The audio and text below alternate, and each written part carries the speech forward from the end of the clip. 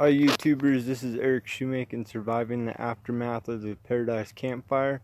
This is my message about prepping and preparing and all that other stuff that pretty much, if you're in my situation, becomes a real joke, because all your preps and all your supplies and all your stockpile of canned good, dried good, powdered goods, plant seeds, etc., ammo, guns, whatever.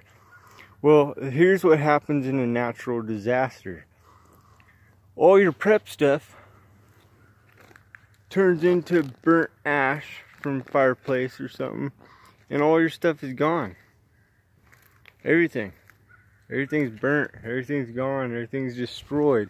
So then brings me to my next part, where you're like, okay, well, we can always forage, live off the plants on the earth and the ground and the tree nuts and the nuts out of the pine trees and pine cones and stuff. And well, look around. There ain't nothing to harvest. There ain't no plants. There ain't no fruit. There ain't no berries. There isn't none of that. The bulbs in the ground that you're like, oh, I can grab the tubers, I can grab the roots, and boil them down and make a tea or something to drink. You got none of that. Everything's burnt. Everything's gone. This right here used to be an apple tree. Now it's charcoal.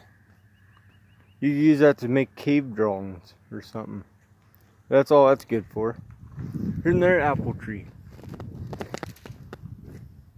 It's all burnt shit.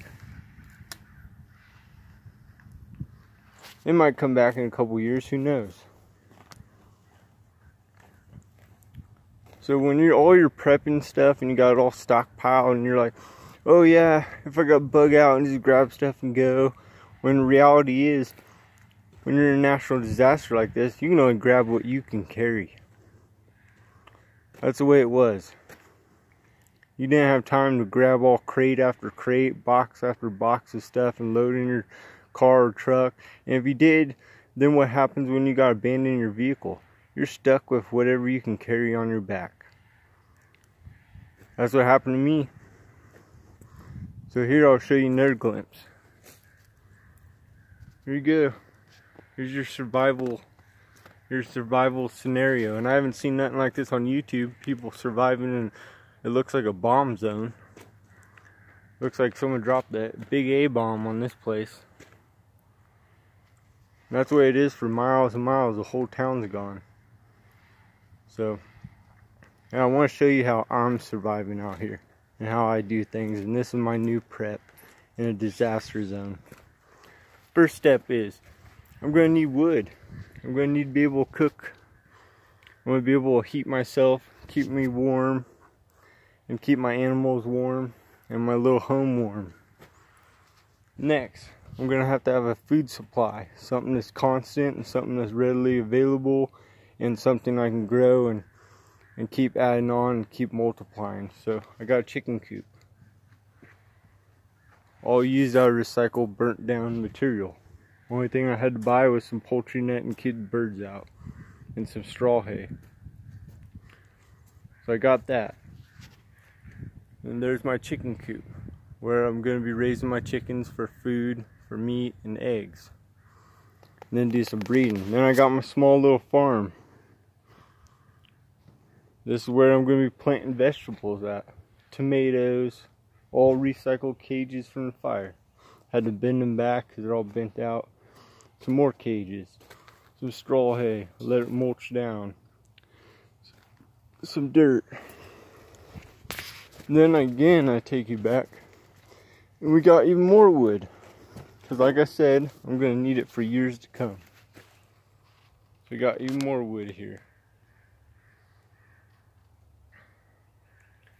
So, this is a scenario that I like to see other preppers try to say what they would do or how to get by, because this is all new to me. This blew prepping off the map into a new level. And this is my level now. Surviving, trying to rebuild. This is the society fallout right here. There is no power. There is no transformers. There is no drinkable water. The water is contaminated, poisoned. So I like you all preppers that be like, oh, I can handle anything. I can do all this. I like to see you guys do something like this and have to prep when all your prep goes down the drain. Because then it's real and it's a new way of prepping. And this is prepping in a disaster zone. Thank you. Bye.